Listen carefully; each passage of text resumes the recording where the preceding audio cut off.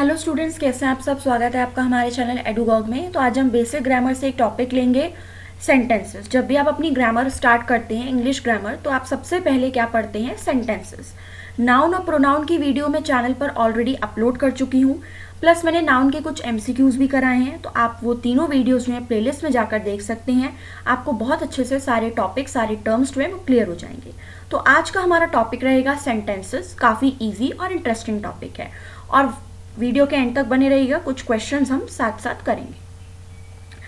Before starting with the topic, do not forget to like, share and subscribe our channel Edugog. आपके like, share, subscribe से हमें motivation मिलता है और हम बहुत इंटरेस्टिंग और इसी तरह के कंटेंट को आपके साथ शेयर करते रहेंगे। तो सेंटेंसेस होते क्या है? It is a group of meaningful words that is arranged to give precise information. तो सेंटेंसेस होते हैं, ये नहीं हमने किसी भी वर्ड्स को कहीं पर भी रख दिया तो वो हमारा वाक्य बन जाएगा, नहीं। Sentences is a group of meaningful words जो इस तरीके से अरेंज्ड होते हैं, ऑर्डर में लगे होते हैं, जो आपको सही तरीके की इंफॉर्मेशन दे सकें। For example, goes Rama to school. आप देखेंगे कि वर्ड्स तो इसमें सही हैं, लेकिन वो अरेंज नहीं है। तो जो हमारा अबव सेंटेंस है वो हमें right kind of information provide नहीं कर रहा, because the words are not arrange properly. So हमारा करेक्ट सेंटेंस क्या होना चाहिए था? Rama goes to school. Now we have some parts of sentences. For example, we have two parts of sentences, subject and predicate. Subject यानी कि about which we mention something, जिसके बारे में हम कुछ बता रहे हैं, और प्रेडिकेट का मतलब है जो भी चीज सब्जेक्ट के बारे में बताई जा रही है। तो आप एक सेंटेंस में देखेंगे तो जो स्टार्टिंग होती है हमारी, वैसे तो हर बार ऐसा नहीं होता कि स्टार्टिंग वाला वर्ड ही सब्जेक्ट होता है, but most of the time होता क्या है कि सेंटेंस का जो स्टार्टिंग होती है वो हमारी सब्जेक्ट से होती है, यानी डूअर ऑफ द एक्शन, और लास्ट के जो वर्ब से लेकर एंड तक पार्ट होता है वो हमारा प्रेडिकेट रहता है। सब्जेक्ट हमारा क्वालिफायर, मेन वर्ड, और प्रेडिकेट में हमारी क्या क्या चीजें आती हैं? Verb, object and complement. तो सब्जेक्ट हम कहाँ तक रखते हैं? क्वालिफायर और हमारा मेन वर्ड, और प्रेडिकेट हम रखते हैं verb, object and complement.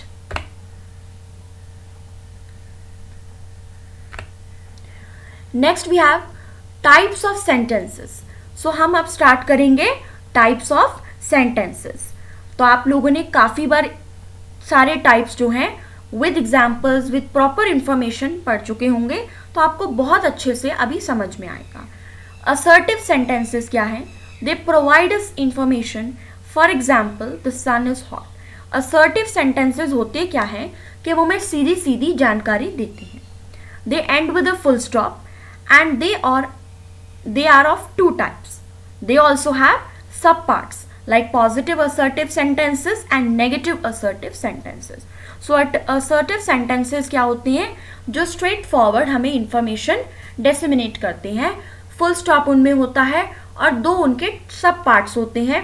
positive यानी जिसमें कभी भी आपका no, not, never use नहीं होगा, और negative sentences की पहचान ही होती है कि वो नकारात्मक होती हैं, उनमें no, not, never का use किया जाता है। They provide us information that is positive in its meaning. For example, Lucknow is the capital of Uttar Pradesh. Yes, I can solve this sum. She always speaks the truth.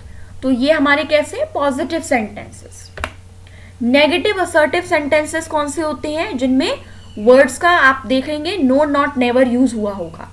I never tell a lie. He is not going to Delhi. No, I cannot do this work. So these are all examples of negative assertive sentences.